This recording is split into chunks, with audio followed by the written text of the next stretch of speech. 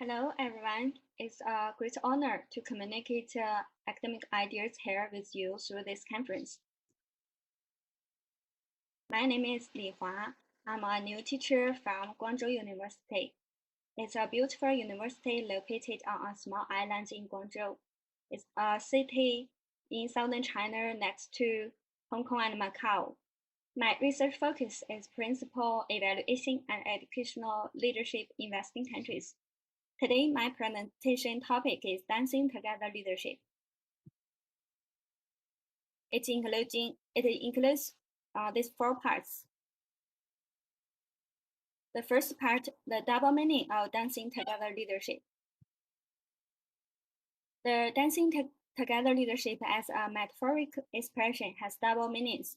The first meaning is educational leadership behavior is a process of leaders and followers dancing together. The second meaning is the new Western educational leadership series are dancing together. The postmodern construction and the relational being have gradually changed people's understanding of educational leadership behavior as well as educational leadership research. The educational leadership behavior has become increasingly recognized as the leaders and followers dancing together. The research on educational leadership has gradually changed from the long-term focus on educational leaders who are in power to the educational cooperative leadership mechanism of leaders and followers dancing together. Educational leadership series also presents a situation where multiple series dancing together, providing a stage for the emergence of new series and ideas for educational leadership. Part 2, the dancing together of the 5 Western educational leadership series, including aesthetic leadership theory, social justice leadership theory, globally minded leadership theory, networked leadership theory, and leadership for learning. Aesthetic leadership theory derives from aesthetics. The outstanding feature of the aesthetic leadership theory is that it pays attention to the followers and their subjective aesthetic feelings on the quality of leadership behavior, and points out that followers' perceptions of the quality of leadership behavior is to a large extent as important as aesthetic quality of the leader himself. In other words, good aesthetic leaders are not self-appointed but are born from the perspective of colleagues. First, aesthetic leadership theory surpassed the traditional leadership theory's focus on leaders and begins to pay attention to the dual opposition formed by leaders and followers, which made the followers' subjective point of view toward their leaders based on their sense of awareness and knowledge become an important part of educational leadership behavior. Second, aesthetic leadership pays attention to the mature temperament and aesthetic qualities of the leader, which can help leaders improve their self-awareness, perceptual awareness, and emotional awareness. Third, the aesthetic leaders usually have tacit knowledge and ability similar to aesthetic cognition, which can help leaders make appropriate decisions when certain logical reasoning and rational judgments cannot solve their problems. The real power of educational leadership and management is really in the hands of internal school administrators who have formal titles and management positions. This makes students, parents, and community workers become unconsciously marginalized groups who often be regarded as kind of trouble rather than a decision maker with a formal participation status in school leadership and management. Social justice leadership theories advocates that the leadership of these marginalized groups and their potential in educational decision-making and promotion of school quality should be fully utilized. By building student-centered leadership, positioning the self as a leader of social justice, nurturing people for social justice, building a positive school community through social justice.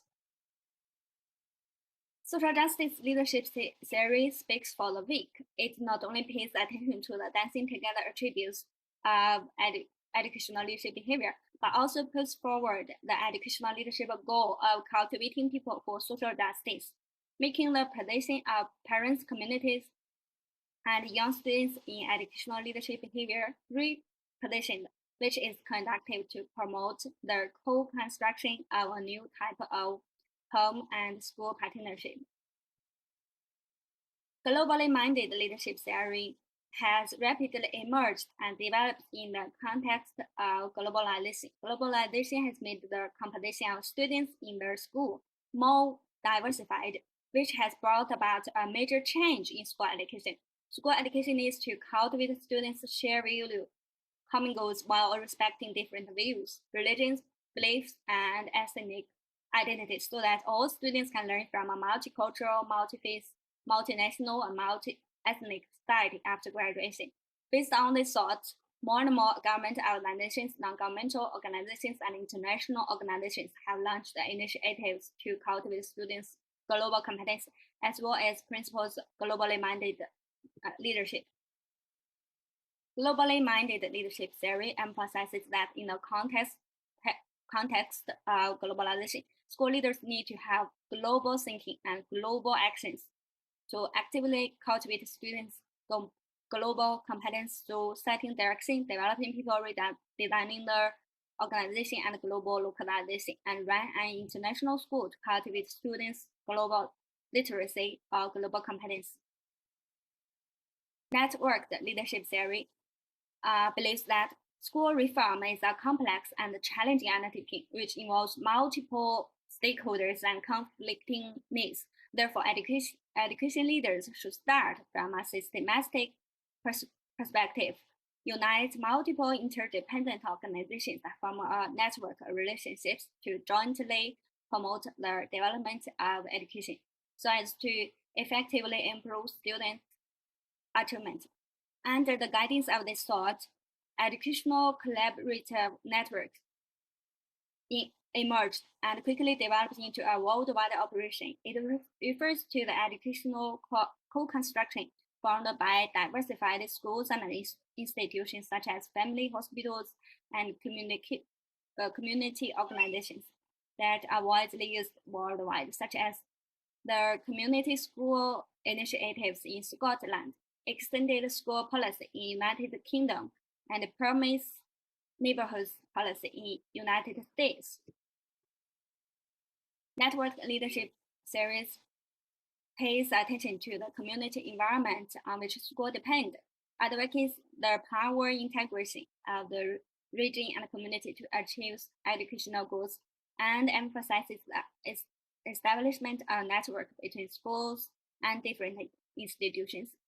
Networked leadership theory breaks out the thinking mode of keeping education in the school's cage and regards school education as part of realization of a larger social mission and forming the external support system of school education, which not only promotes the continuous improvement of school education quality, but also enable school education to better fulfill the overall goal of serving the society.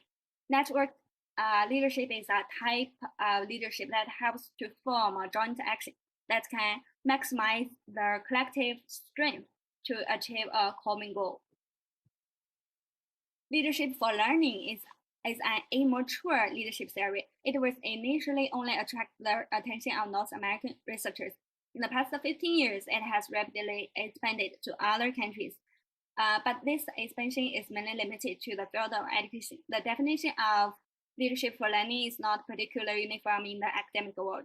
Some people think that leadership for learning mainly refers to the ability of principal to promote students' learning. Some people think that leadership for learning is the ability that entire school community participates in students' academic performance improving. Some people also have proposed that leadership for learning is mainly the type of leadership of high-performing schools. The current consensus on the theory of leadership for learning is that learning is the primary task, and other school activities such as management, funding, and organization must serve the improvement of students' learning. Leadership for learning theory is the learning-centered. It focuses on learning and aims at excellent student learning results. It not only emphasizes the integration of all available resources in the school to service student learning, but also emphasizes the integration of all available resources outside the school to develop students' learning ability. In conclusion, we can say aesthetic leadership series believe followers and their subjective aesthetic feelings of their leaders are important part of educational leadership behavior. Social justice leadership theory believes leadership of marginalized group and their potential in educational decision-making should be fully utilized. Global-minded leadership theory believes school leaders need to have global thinking and local accents to effectively cultivate students' global competence through setting direction, developing people, redesigning their organization, and global localization. Networked leadership theory believes that educational leaders should unite multiple interdependent organizations from a network of relationships to jointly promote the development of education. Leadership for learning believes that learning is the primary task. Other school activities must serve the improvement of students' learning. Part 3. Comparative analysis of the 5 Western educational leadership theories. Here I use theory source, background, research force, and value as the 4 dimensions to analysis.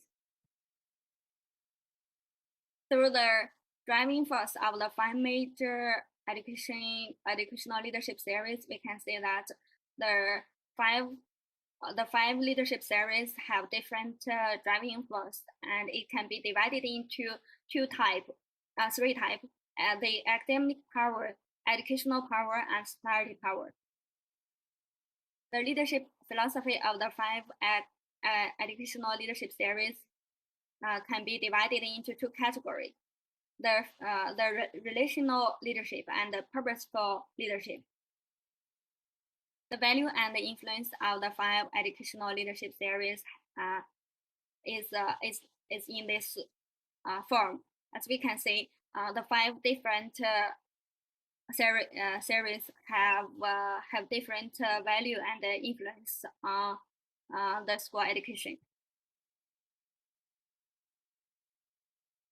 We can conclude that the driving force that the 5 new educational leadership theory were mainly born under the impetus of the three force: social force, academic force, and educational force. About the theory, aesthetic leadership theory and networked leadership theory are both a kind of relational leadership philosophy. They both pay attention to the relational trait of educational leadership behavior. Social justice leadership theory, globally minded leadership theory, and leadership for learning all have obvious goals in their research focus, and they are still purpose educational leadership philosophy under the guidance of technological rationalism. About the value and influence, aesthetic leadership theory, global-minded leadership theory, and leadership for learning can all affect the specific practice of preparing leaders. Social justice leadership theory and networked leadership theory have impact on the development of educational leadership theory and practice in the future. In the end, we can say the 5 educational leadership theories are just a few representatives of the diverse dancing together leadership theories. They are motivated by new ideas such as postmodern, social construction, and relational being. Continuous research on the new progress of educational leadership theories requires brain opening study on the frontier area of Western educational leadership theories. That's all of my presentation. Thank you.